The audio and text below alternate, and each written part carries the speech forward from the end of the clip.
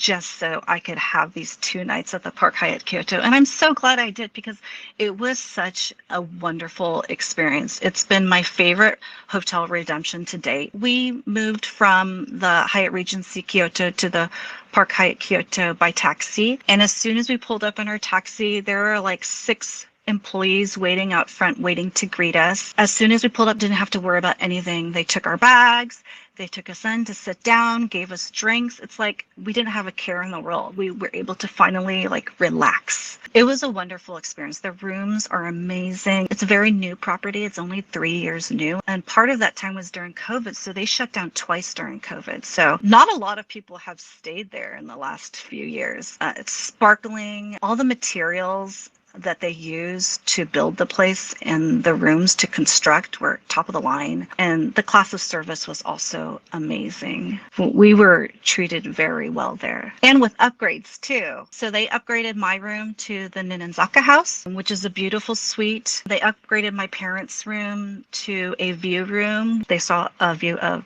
Yasaka Pagoda. So we really loved our stay there. I wanted to stay there longer. Did you get the upgrade just from having status with Hyatt, or was there a special occasion? How did you get the upgrade? Because those upgrades are worth a lot at this property. They are worth a lot. Hey there, Points people. You just heard a clip from Serena Stone from Passion for Points. Serena is a multitasking mother, wife, asset management professional, pet sitting business owner, obsessive travel planner, and points and miles enthusiast. Her proudest points and miles moment was guiding her family of 6 through Japan and pretending to be rich while flying in business class and staying in luxury hotels. In this episode, we discuss how Serena booked business class flights to Japan for a family of 6 in business class, which is a bucket list item for so many travelers and a pretty difficult feat to accomplish. Not only did she manage to score some amazing flight redemptions, but she was able to book some amazing hotels on points as well. If you're interested in traveling to Japan, there are a few flight redemption options, including ANA flights booked via Virgin Atlantic, United Polaris, Star Alliance flights like Singapore Airlines booked via Air Canada, Japan Airlines booked via American Airlines, and there are tons of great Hyatt properties as well. Do you know what all of these brands have in common? They are all transfer partners of Bilt. If you are interested in a no annual fee card that lets you earn points on rent, as well as up to 6x on dining, 4x on travel, and 2x everywhere else, check out the Bilt card. Remember, if you decide to apply for the Bilt card or any other card, never apply directly through Google. Always use a friend or creator's referral link. If you are interested in supporting this show when you apply for your next card, check out geobreezetravel.com/cards, and if you're not sure what card is right for you, I offer free credit card consultations at geobreezetravel.com/consultations. And we have links to the Bilt card and the free consultation form for you in the show notes as well. And now, on with the show. Welcome to the Geobreeze Travel Podcast, a show for anyone wanting to level up their travel hacking lifestyle. I'm your host, Julia Menez. I'm a travel hacker, coach, speaker, Filipino-American ENTJ who loves solid travel gear and using shortcuts on spreadsheets. On this show, I'm on a mission to bring you travel hackers from all walks of life to help you level up your travel hacking game. We dive into credit cards, miles, points, strategy, mindset, and the secrets behind how to travel the world for next to no cost. So, let's get hacking.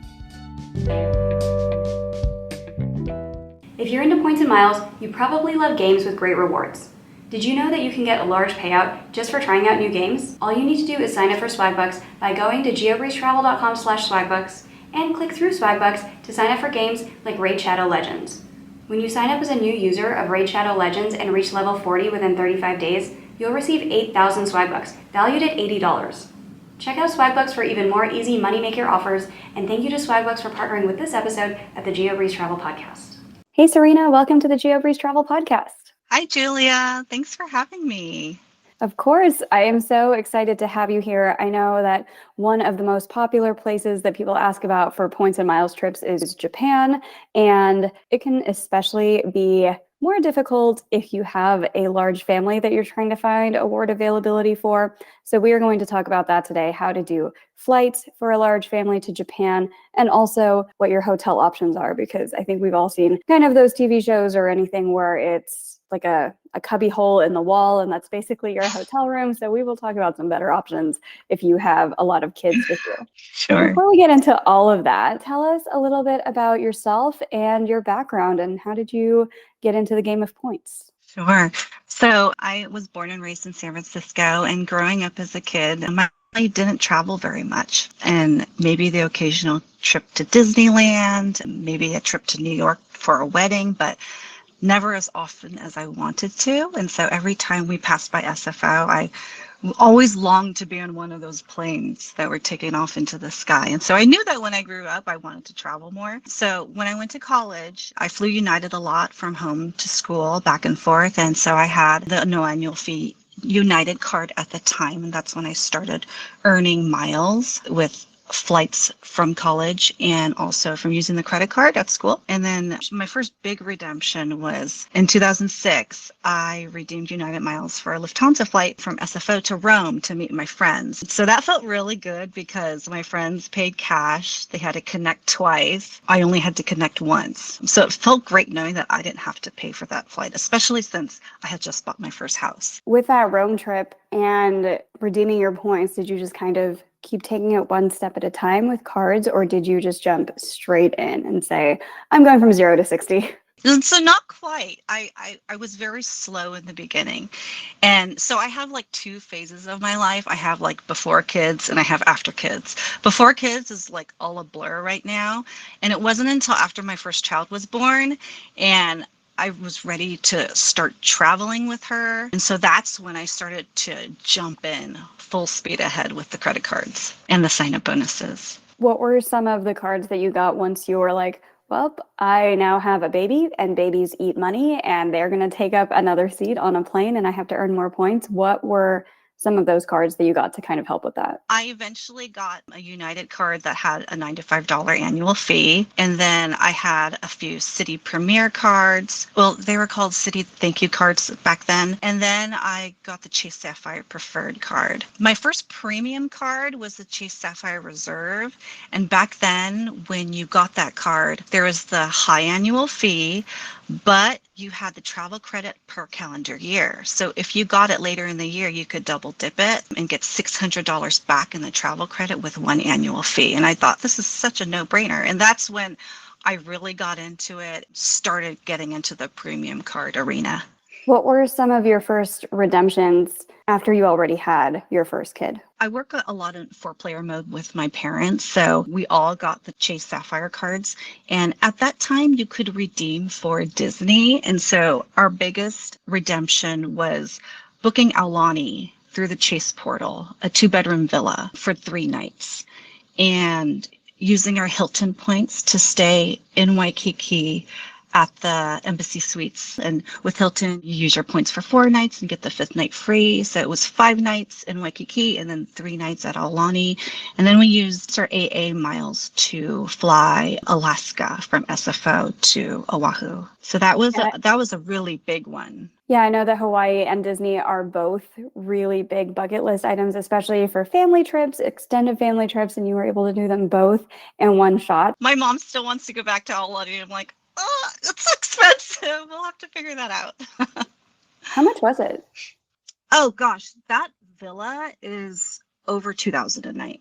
But, it's all 4 of us compiling our Chase points to book that with the 1.5 cent redemption through the portal. So now you have 4 kids, is that correct? Oh, I have 2. I have 2 kids. It's my husband, myself, and then my parents. So the 6 of us are traveling together. Okay, that makes more sense. I was like, yeah. Okay, between like the 1 and then there were 4 and then your parents are involved too. Right.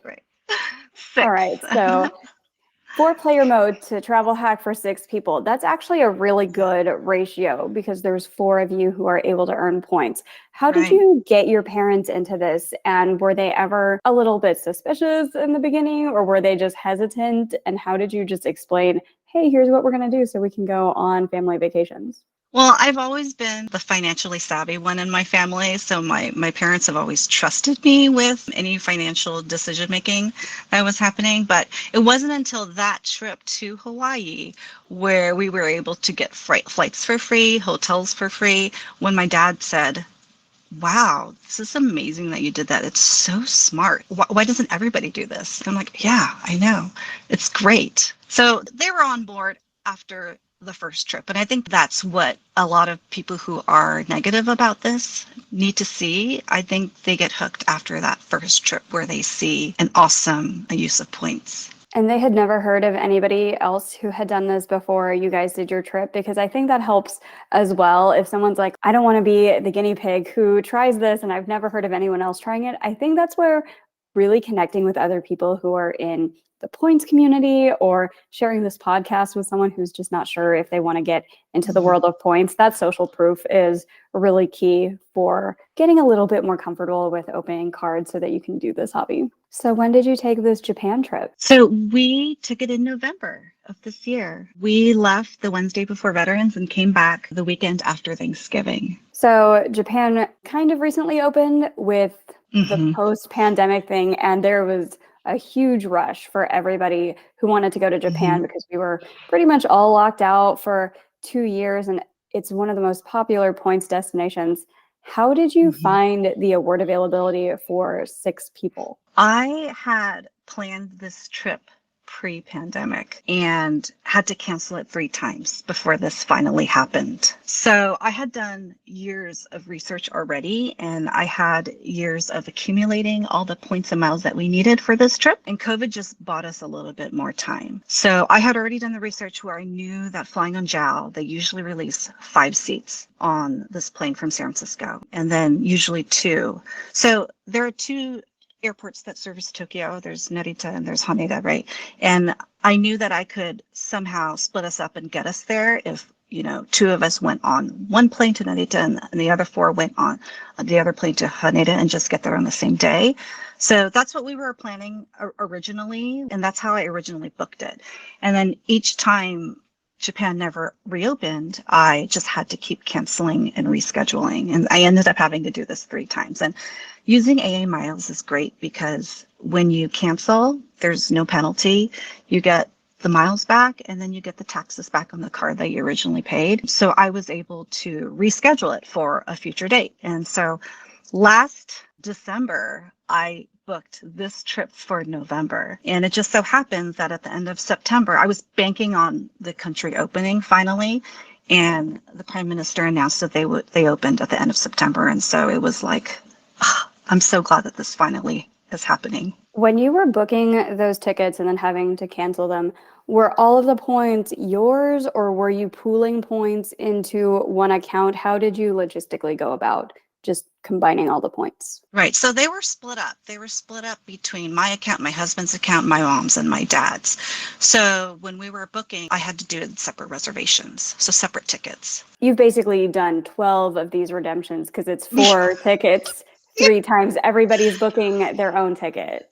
Right. And I was used to when the calendar opened up. And so I would monitor this. I would check AA's website to see to the time what date they'd start releasing for the date that I wanted. And so I was on the computer at 10:30 p.m. Pacific time on the website, making sure I got the flights for the days that I wanted. Is that a consistent time of when it was released, or how did you know what time it would happen? I would stock the calendar. Like a week ahead of time, I would just check it every so often, every day throughout the day, just to see when that day would be released. And so when it came to that time, when it was time to book my date, I knew exactly when I needed to be on the computer to book because I didn't want anybody else to take it. There were only 5 seats available on the SFO to the Haneda flight, and there were only 2 seats available on the SFO to Narita flight. And we have 6 people, and I couldn't risk anybody else taking those award seats. So I had to make sure I was online at the time when they released the seats. And you had to do this 3 times. So once you cancel it, it has to go back into the respective person's account, and you just have a spreadsheet of everybody's account information? Yeah, I've got tons of spreadsheets and that I keep track of all my points and miles. And yes, so I had to keep track of this in a spreadsheet. Was this in business class? It was, yes. So what happened was I booked 4 of us in business class on JAL from SFO to Haneda, and then my parents on JAL business class from SFO to Narita. And what ended up happening is JAL canceled the Haneda flight from SFO. I noticed that maybe a month before we were to go, and so I had to call AA to have them help me rebook us on the Narita flight. So it so happened where the 6 of us happened to be on the same flight in business class going to Japan. But, originally we were okay with just taking separate flights and meeting there. And that's what you have to do sometimes with bigger families, taking separate flights, maybe, even taking separate flights on different days just to get the whole family there. Yeah, when you have four of the people as adults in the family, or even if you have older children, that's definitely a great option. But when people have to split up parents and each of them are taking two children, I'm sure that there are people listening to this podcast saying, oh God, no, I am never doing that. So depending on your situation, that could be a really good option for splitting up between a couple different flights if the flight you're looking at only has 3 seats in availability, but there's many days that each have 3 seats available. So that's a good way to look at it too. It's definitely a family decision. Everybody also doesn't have to be in business class. You can split up some of the family in economy if that works out for your family, because there are plentiful seats in economy for award availability that I saw. So tell us about JAL business class. What was it like? How did your children enjoy it? How did you enjoy it? Oh gosh. What really shines is the level of service. The flight attendants are so friendly. They took care of my children. I didn't have to worry about them. They're so concerned to make sure that you are having a good flight. The service level is just amazing. I mean, the whole Japan trip, from the moment we got on the plane to the moment we stepped off the plane, the service level was amazing throughout. My parents, it was their first time in business class, and they loved it. My oldest daughter, she's 11. She was amazed that that was her seat, and she kept asking me, is this my seat? Because she thought we were going to fly Southwest. We were on the shuttle going to the airport, and she said, we're going to Southwest, right? And I'm like, not this time. So it was a treat for all of us. What was the food like? On the website ahead of time, when you book your seat, you can also reserve whether you want a Western menu or a Japanese menu. So I chose the Japanese set menus for all of us. After that, there's an anytime you wish part of the menu. And so you can call the flight attendant and order anything you want off of that menu throughout the duration of the rest of the flight. So my kids were like ordering all the time. None of us slept on this flight. This is a flight that left at 5 p.m. and got into Tokyo around 4. But we did not sleep at all because we were so excited. And so they were ordering a lot of food and watching tons of movies. Everyone was in heaven. Did they eat all the food? What did they order? Oh, there was ramen, there was ice cream, there was fruit. My mom got 2 servings of the cod. The cod was really good on the plane, and they actually ran out of it. And so when my dad went to order a second helping, my mom already got the last one, so he was disappointed. So I will say, order the cod early because it's really good. So once you got to Japan, how did you pick your hotels? And also, did you have to cancel your hotels 3 times? Yes. So I booked the Conrad in both Tokyo and Osaka, and it's a Hilton hotel. I did have to cancel each time, and that was very easy. That can be done online. There are lots of hotel options in Tokyo. I'm a big Hyatt fan. There's tons of Hyatt options. But, I have this Hilton Diamond status that I've never put to use. And so I thought, let's try a Hilton property this time, and let's use this Diamond status, because I don't particularly enjoy using Diamond status in the U.S., since they altered their free breakfast benefit to a food and beverage benefit, which doesn't feed my family of 4. Instead, I want to use the Diamond status internationally, which I hear is great. So I thought it was a great opportunity to try the Conrad with Hilton on award stays. If you book 4 nights, you get the 5th free. So we stayed for 5 nights in Tokyo at the Conrad Tokyo, which was wonderful. And we had another room, and it was connecting, and we booked that under my husband's name. And so we had 6 of us in 2 rooms that were connecting. To get from the airport to this hotel, what was that process? Did you take public transit? Did you have a car? Is it walkable from the airport? A lot of people take public transit. They take the train to their hotel, and that's very common. But for us, because we had 6 people, and I knew that by the time we got off the plane, we'd all be really tired because none of us slept.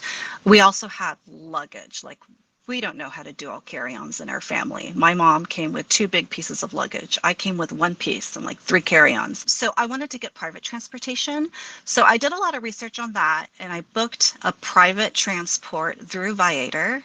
Viator is a site where you can book excursions. And I looked at Cashback Monitor at the time, and I was able to get 16% back on my Viator purchase when booking through Ibotta. And 16% is quite good. So I booked that through Viator. And so it was very nice. When we got off the plane and got our luggage, there was someone waiting for us with my name on a card. I had to go pick up pocket Wi-Fi's, and then he took us to his big van that he had. It was just nice to just get off the plane and not have to worry about where we're supposed to go. So he took us straight to the Conrad to check in. So that was really nice to have private transportation. And that was about $220 after the 16% off for the 6 of us and all our luggage, which I thought was worth it. I've definitely used that service to book private transportation as well, especially if we're landing at a weird time of day, middle of the night. We got into Thailand at 2 a.m. one time, and I'm like, I don't really want to figure out public transportation at that point. The first 24 hours of landing in a new country when you're jet lagged should just be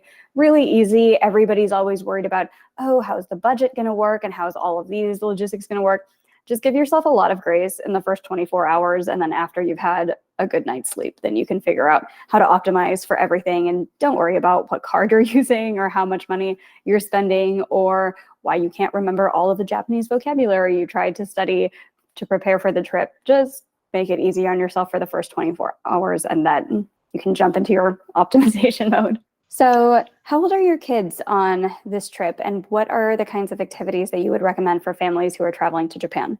So they are 7 and 11. So they're both school age and elementary school. Of course, when I planned this itinerary, I had them in mind and I had my parents in mind.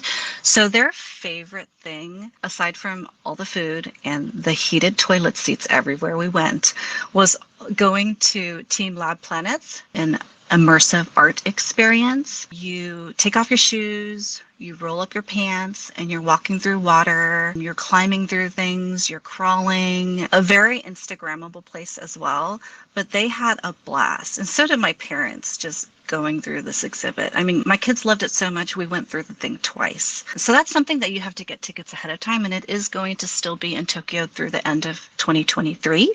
So I highly recommend it, because when my kids were there, they said it was their favorite thing. I can't believe we've already recorded more than 100 podcast episodes. It feels like we just started yesterday, but we've already covered so many great points and miles strategies on this show and have many more to come. If you're new to this show or looking to level up your points game quickly, I offer a bunch of resources at geobreezetravel.com/start here. It includes links to free consults, free trials to some of my favorite points tools, and also links to services like group coaching, which start at only $5 per session through the Patreon. Again, that's geobreezetravel.com/start here, which I have linked for you in the show notes. There's also the animal cafes. So in Tokyo, there are tons of different animal cafes. They have pig cafes, owl cafes, hedgehog cafes, maid cafes. That's not an animal, but they have those kind of cafes too. And we went to a cat cafe, and my kids loved it. We don't have any pets at home at all, so they really enjoyed identifying all the kitties and petting them and playing with them. So that was really fun too. How did your parents like everything? Was it easy enough for them to get around? Was it difficult for 6 people to travel together on public transit or to get tickets into any of these places, or was it easy enough with a large group? It was easy, actually. So our first full day in Tokyo, we utilized the service called tokyofreeguide.org. And it's fantastic because you get a free tour guide for the whole day. And it really is free. All you're paying for is their lunch and whatever activities that you do with them, if it requires an extra charge. And these are locals who live in Tokyo and just love showing tourists around their city. So I requested to be matched up with a tour guide about a week in advance. And so they matched me up with someone, and it was very easy to communicate with her through email. And then so for our first full day, she helped us navigate. This was my main goal, for her to help us navigate the train system, because I heard that it's very complicated in Tokyo, figuring out where you're supposed to go and how to use the train. So that was very helpful, because she helped us go to the ticket office and get the Suica cards. Suica cards are like Metro cards that you use to tap in and out of the train stations. And so after that, we felt very comfortable navigating the train system all by ourselves, because we had our Suica cards. And then another useful app is Google Maps. Google Maps is amazing for Japan Rail. All you have to punch in is like your hotel and where you want to go, and it'll give you walking directions. It'll tell you which station to enter. It'll tell you which platform to go on. It'll tell you the times. And if you miss that train, what are the future times of the trains?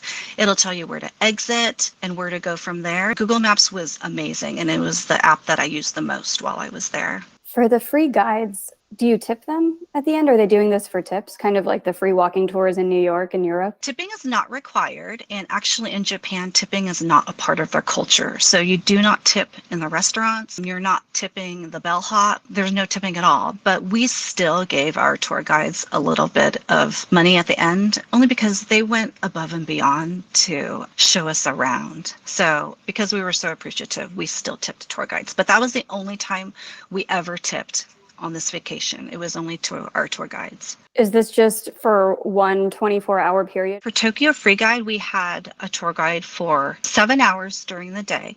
And then I booked another tour where we had someone show us around the markets, the Tsukiji market and the Toyosu market, where there's a popular tuna trading that goes on in the early morning. So I booked a tour guide for that, which I booked through the Capital One portal because there was also 16% back on that. We did tip him because he was actually really great too. And then I also booked a bar hopping tour in Shinjuku for my husband and me one night while my parents were babysitting my kids in the hotel. So we did 3 different tours total. If somebody wanted to book the free tour multiple days, do you just find a different tour guide every day, or how does that work? So I recommend putting in the request as soon as you can because they need time to pair you up with a tour guide. I don't think it's necessary to have this free tour guide more than one day. I think for one day you're fine. And the other days, I think you're fine just touring on your own. I don't think it's necessary to book a free tour guide every day that you're there because part of the fun is also exploring the city on your own and also getting lost and just having the freedom to just do your own thing. I imagine a lot of people are using the free tour guide as translation help. How easy is it to get around when everything's in Japanese? My second favorite app that I used while on this trip was Google Translate. Google Translate is amazing. You can hold your phone up to any sign in Japanese and it will translate it for you on the spot. You can have a conversation with someone with the app, so you can have them speak into it and it will translate it for you. I can speak into the app in English and it will translate into Japanese and I can show it to them. That helped a lot. 2 apps that I used the most were Google Maps and Google Translate. I love those apps as well. We've used them a ton. When we were in Greece, everybody could speak English, but a lot of things were just written in Greek. Or anytime we are traveling to Latin America or even to Germany, it really comes in handy for reading menus, especially because all menus are written at a pretty elementary level. So it's going to be able to translate that really easily. If you're trying to go somewhere and have medical problems or something, it might have a little bit more trouble, but for 90% of tourism cases, Google Translate is fantastic, both for the speaking version and also the Google Translate reader. It is amazing. We were at Disney waiting in line for a ride, and my husband had to take the kids to the bathroom, and I already had gone to the front of the line, but I had to communicate to them that my husband and my children are coming back.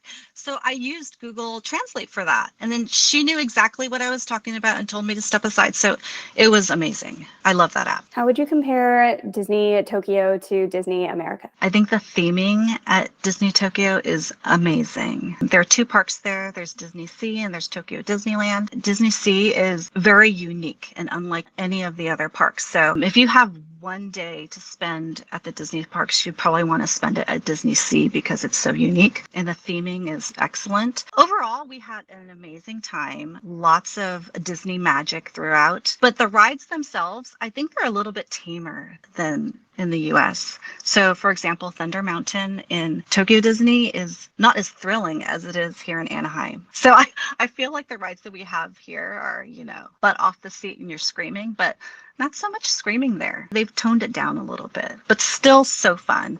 And it's all about theming and the different snacks and the food. Is it the same cost as Disneyland in California, or is it much cheaper? Much cheaper. In Tokyo, a child ticket, when you do the the currency conversion is about $40. An adult ticket is about $60. Compare that to here. You're talking about off-peak prices here. Child and adults are above $100 a ticket. So it's much, much cheaper there. Yeah, for people in the points world where they're like, oh, how can I travel hack Disney tickets? It's difficult to. We've had some episodes about how to do that with Disney tickets, but apparently the real hack is just to use your miles to fly to either Paris or Tokyo, get your hotel on miles, and then your Disney ticket is super cheap.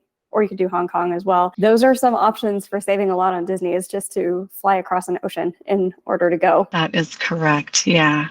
We actually used our Capital One miles to offset all the costs at Disney, at our hotel and our tickets. My mom and dad, they both opened the Capital One cards. And so we used their miles to offset all the charges at the hotels, and we had the tickets charged to our hotel's rooms. Those were all taken care of with Capital One miles as well. How was the weather in November? Was it chilly? It was great. So we were walking around with our sweaters. My kids were walking around with short sleeves. It was very comfortable. There was one day in Kyoto where it rained, and that was the only time we brought out our raincoats.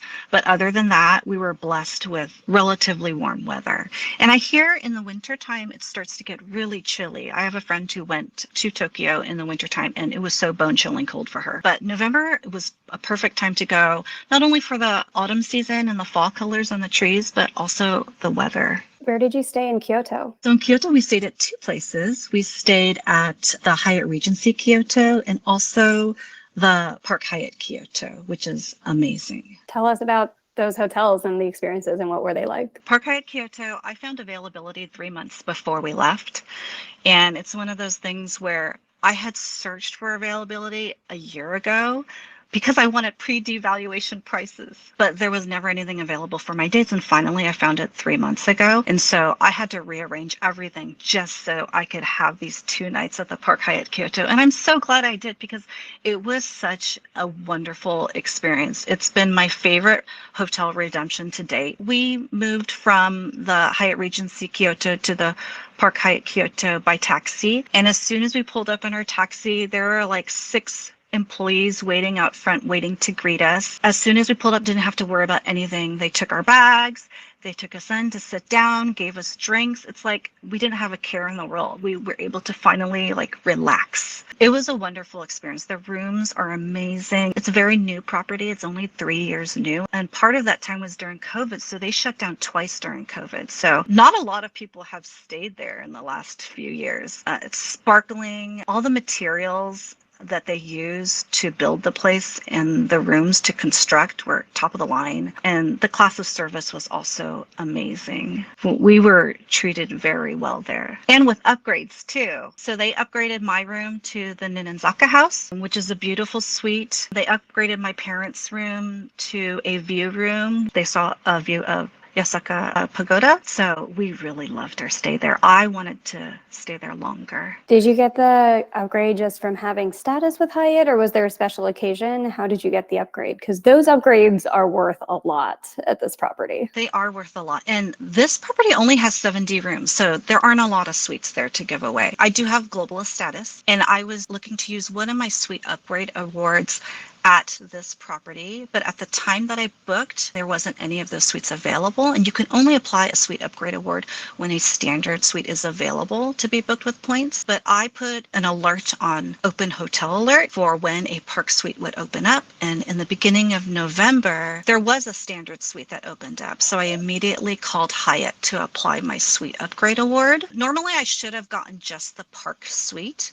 but when I arrived, they upgraded me one level higher to the Ninenzaka house. So I was very thankful for that. And then I booked my parents' room as a guest of honor. So they were upgraded one level as well to the view room. That's amazing. I'm going there in January, and I'm running into the exact same problem where they don't really have the park suite available. So fingers crossed, I will try the Open Hotel Alert. I've tried that before, and it sent me a whole bunch of false alarms. I got really excited for Carmel Valley Ranch, and none of those were actually available dates. So I will try again for this room in Tokyo. I will cross my fingers for you. I will say that when I did get the alert, it took me a few phone calls to get it done. I had to call the Hyatt Globalist line twice for them to apply the upgrade. So they even connected me to the Park Hyatt Kyoto's front desk staff. And initially they didn't see the room available. So it took a couple times to get it done. When you had to call twice, was it twice in rapid succession? Do you know what was causing the issue? I don't know. For some reason, they didn't see it. When I put in a mock booking, I could see the suite on the app, but when they looked, they couldn't see it. And then they transferred me to the Park Hyatt front desk and they couldn't see it also. So, Hakka is probably one of the big things that is important in this game. So I hung up and called again to see if someone else could help. And someone put me in touch with a supervisor and they were able to do it. Did you guys take the bullet train between Tokyo and Kyoto, or how did you do that? We had a stop in Hakone first before we went to Kyoto. So we did Tokyo, Disney, then Hakone to see Mount Fuji. And then we went to Kyoto and then Osaka after that. And then we took the bullet train straight back from Osaka back to Tokyo at the end of our trip to catch our flight home. And those trains are fast. When we were in Hakone and we were seeing the train zip by, it was just the first time we saw it and felt it. All of us just looked at each other with wide eyes because we were so amazed at how fast they were. And my daughter said, I'm not going on that. But when you're on the train, you don't feel it going that fast. It's so smooth. How much is it to ride on the bullet train per person to do that Osaka back to Tokyo route? It's about $100, a little over $100 for an adult to go back from Osaka to Tokyo in one shot. We didn't have a JR Rail Pass, so a lot of people do get the JR Rail Pass, but there are multiple calculators online that help you determine whether a Rail Pass is suitable for you and your itinerary. And so I looked at those online calculators and I punched in my itinerary and they determined that a rail pass wouldn't be cost efficient for me. So we ended up just buying rail passes on the fly. So we didn't do the JR Rail Pass route. So we just bought them a day ahead of time that we needed to, and we would go to a ticket office. An easy thing to do is just write on a piece of paper, like where you want to go, what time, what day, how many seats, how many children, if you have to reserve oversized luggage, and if you want specific seats. If you write that down for them and then give it to them, they can easily read that and book it for you. It's much easier to do that as opposed to trying to have a conversation with them and telling them your details through the glass panel. Everybody in Japan grows up learning English. They're not all comfortable speaking English. They can't all understand us because we're speaking so fast. But if you're writing it down for them, they can easily read it and determine what you need. Anything else in Japan that you'd like to tell listeners today, just as far as things to do, ways to save, tips for families or large groups who are traveling? Anything else? When I originally booked these flights, I didn't have enough AA miles for all of us in business class round trip. So I had booked my parents in business class going back home, but then the four of us, with me, my husband, and my two children, in economy going back home. I've noticed that award availability, especially for business class, can open up about 2 weeks in advance of your departure date. So when I was in Tokyo in the beginning of my trip, I actually looked for award availability in business class going back home, and I found it. So I was able to cancel our economy flight and then rebook us in business class going home. And so we were able to get the six of us in the same cabin going home as well. So I would say always try to look for availability. Even if you don't see it, it can always open up the closer you get to your departure date. Also, only do this if you are okay with it not working out. Like if you guys had to take the economy flights, that's something you guys would have had to just be okay with, where some people are like, but I didn't want the economy seat. Well, sometimes availability opens up and sometimes it doesn't. So that's just something to keep in mind as well. Be happy with your booking and just be pleasantly surprised if it works out in your favor. And speaking of all of the great tips that you shared with us today, what would you say is your number one piece of travel hacking advice for anybody listening today? So with a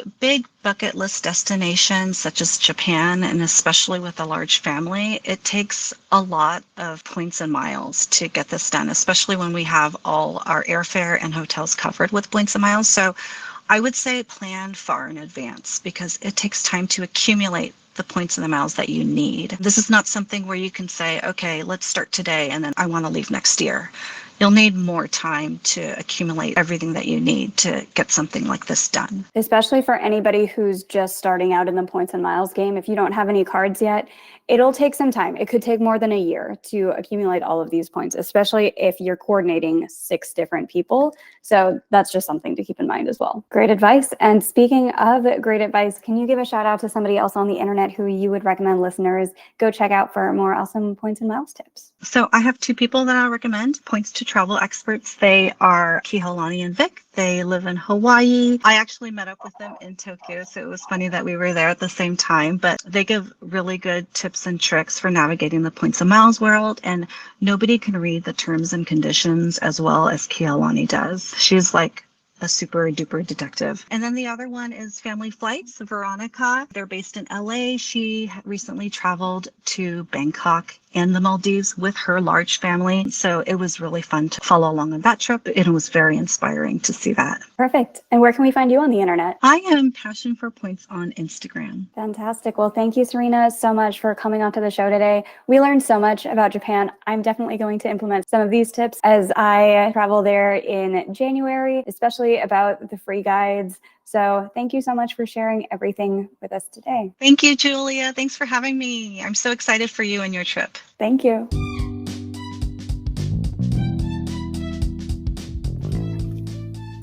Thank you so much for listening to today's episode of the Geobreeze Travel Podcast. If any of the cards mentioned in today's episode piqued your interest, please check out the links in the show notes for more information on any of the cards. Also, if you apply for a card using the links on that page, I may receive a commission too, so please and thank you. P.S. I hear the links work better in Internet Explorer or Safari, and sometimes the credit card applications tend to glitch out in Chrome. Additionally, it would mean the world to me if you could subscribe to this podcast, leave a 5-star review, and share it with a friend. And if you would like to make even more travel hacking friends, please sign up for the Patreon to access our monthly masterclass hangouts. We dive deep into a particular points program each month, and you'll get to ask all of your travel hacking questions and enjoy being around other people who enjoy points and miles just as much as you and I do. If you would like an invite to the next one, head over to geobreezetravel.com/hangouts to sign up to be on the invite list. Take care and happy travels!